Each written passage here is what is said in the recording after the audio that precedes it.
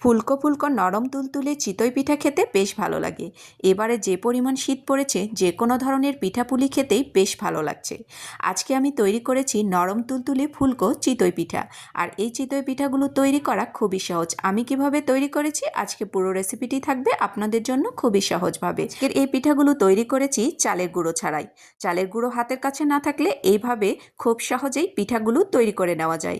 তো পিঠা তৈরি করার জন্য আমি আগে থেকেই এখানে কিছুটা চিনি গুঁড়া পোলাওয়ের চাল ভিজিয়ে রেখেছিলাম। চাল ভিজিয়ে রেখে দিতে হবে 3 থেকে 4 ঘন্টার জন্য। যদি হাতের সময় না থাকে তাহলে চালগুলো একটু গরম পানির মধ্যে ভিজিয়ে রেখে দেবেন, দেখবেন খুব তাড়াতাড়ি চালগুলো নরম হয়ে যাবে। তো এখন আমি সমস্ত চালগুলো পানি থেকে উঠিয়ে একটা ব্লেন্ডার জারের মধ্যে দিয়ে নিচ্ছি। যদি ব্লেন্ডার জার হাতের কাছে না থাকে পাটায়ও বেটে নিলে হবে। তো আমি ব্লেন্ডার জারে চালগুলোকে একদমই গুঁড়ো করে নেব, যাতে ভেতরে কোনো দানা ভাব না থাকে। তো আমি চালগুলোকে একদম মিহি করে গুঁড়ো করে নিয়েছি।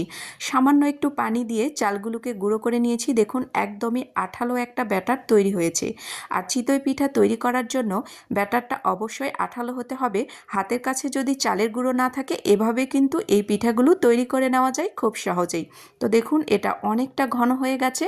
তো এটাকে আমি আরও কিছুটা পাতলা করে নেব। এর মধ্যে অল্প অল্প করে হালকা কুসুম গরম পানি দিয়ে নিচ্ছি। তো আমি এখানে আরও কিছুটা পানি দিয়ে নেব। তো ব্যাটারটাকে আমি একদম পারফেক্ট করে তৈরি করে নেব। তো দেখুন ব্যাটারটা তৈরি হয়ে গেছে। এখন আমি পিঠাগুলোকে ভেজে নেব। তো চুলার মধ্যে একটি প্যান বসিয়ে নিয়েছি। তো প্যানটাকে প্রথমে আমি প্রিপেয়ার করে নেব পিঠা ভাজার জন্য। প্যানের মধ্যে দিয়ে নিচ্ছি সামান্য একটু তেল। এরপর একটা টিস্যুর সাহায্যে সমস্ত তেলগুলোকে ভালো করে মুছে নিতে হবে। তেল যাতে কোনোভাবে প্যানের মধ্যে লেগে না থাকে সে বিষয়টা অবশ্যই লক্ষ্য রাখতে হবে।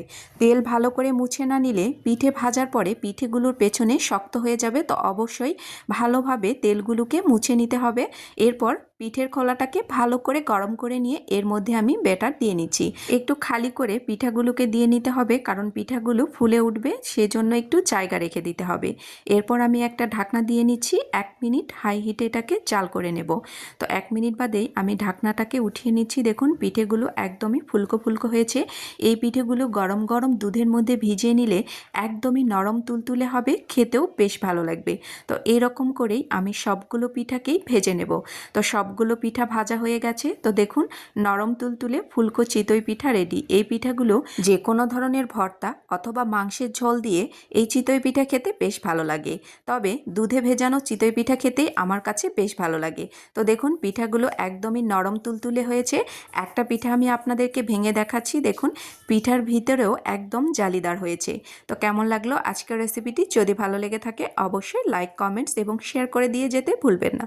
এই পর্যন্তই। আল্লাহ হাফিজ। আসসালামু আলাইকুম।